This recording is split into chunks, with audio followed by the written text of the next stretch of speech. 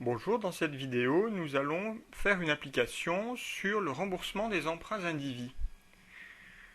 Donc, vous avez emprunté le 1er février N-1 la somme de 32 000 € au taux annuel de 7%, remboursable sur 8 ans. Vous devrez présenter les deux premières lignes et la dernière ligne du tableau de remboursement de cet emprunt dans chacune des trois hypothèses suivantes. Première hypothèse, le remboursement se fait par amortissement constant. Deuxième hypothèse, le remboursement se fait par annuité constante.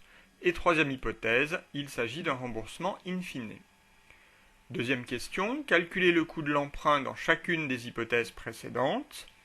Et troisième question, pour le mode de remboursement le moins coûteux, nous enregistrerons les écritures nécessaires chez l'emprunteur et chez le prêteur entre le 1er janvier N-1 et le 31 décembre N. Je vous suggère de mettre cette vidéo en pause afin de réaliser vous-même l'exercice à partir du fichier d'accompagnement fourni sur le site. Vous pourrez ensuite redémarrer la vidéo pour en voir la correction. Commençons donc cette correction. Dans la première question, nous devons élaborer un tableau de remboursement dans trois hypothèses. Première hypothèse, les amortissements sont constants. L'emprunt étant de 32 000 € et le remboursement s'effectuant sur 8 ans, le remboursement constant est donc de 4 000 €. C'est cette somme que nous reporterons sur chaque ligne dans la colonne remboursement.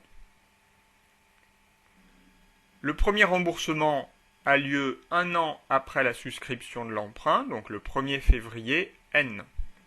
L'intérêt se calcule sur le montant restant dû en début de période. Ce montant s'obtient par soustraction entre le montant précédent et le remboursement. Vous pouvez donc vérifier le contenu de votre tableau.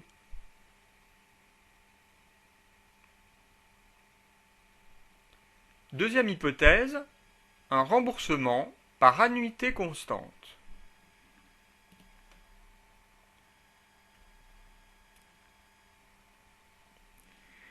Nous calculons tout d'abord notre annuité constante, qui est égale au montant de l'emprunt multiplié par le taux d'intérêt, divisé par 1 moins 1 plus le taux, exposant moins le nombre d'années.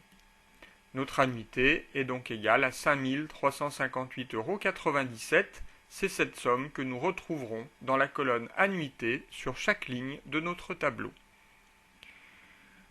L'intérêt se calcule sur le même principe que dans l'hypothèse précédente.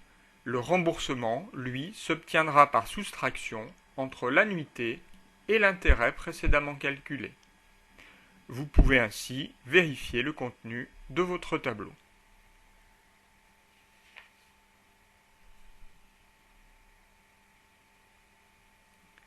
Troisième hypothèse, le remboursement in fine.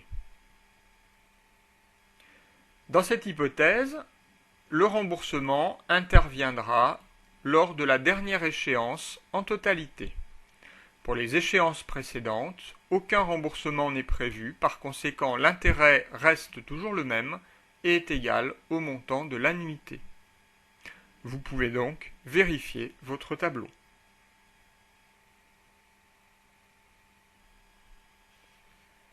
Dans la deuxième question, nous devons calculer le coût de l'emprunt dans chacune des hypothèses précédentes. Le cas ne faisant pas apparaître de frais de dossier ou de frais d'assurance, le coût de l'emprunt se limite au montant des intérêts que nous avons calculés dans la colonne correspondante. Par conséquent, pour un remboursement par amortissement constant, ce coût s'élève à 10 080 €. Pour un remboursement par annuité constante, il s'élève à 10 871,76 € et pour un remboursement in fine à 17 920 €. C'est donc le remboursement par amortissement constant qui est le moins coûteux. C'est donc cette hypothèse que nous allons retenir pour la troisième question et enregistrer les opérations, les écritures entre le 1er janvier N-1 et le 31 décembre N. Commençons par les écritures dans la comptabilité de l'emprunteur. Celui-ci doit enregistrer le 1er février N-1 la souscription de l'emprunt en débitant le compte 512 banques et en créditant le compte 16 emprunts et dettes assimilées. À la date anniversaire de l'emprunt, le 1er février N, il enregistrera le paiement de la première annuité en débitant le compte 16 pour 4 000 € ainsi que le compte 661 charges d'intérêt pour 2 240 € et en créditant le compte 512 banques pour 6 240 €. Dans la comptabilité, du prêteur, lui enregistrera le 1er février N-1 l'octroi du prêt en débitant le compte 274 prêt et en créditant le compte 512 banques. L'année suivante, il enregistrera la perception de la première annuité du prêt en débitant la banque de 6 240 € et en créditant les comptes 274 prêts pour le montant du remboursement et 7 626 revenus des prêts pour le montant de l'intérêt.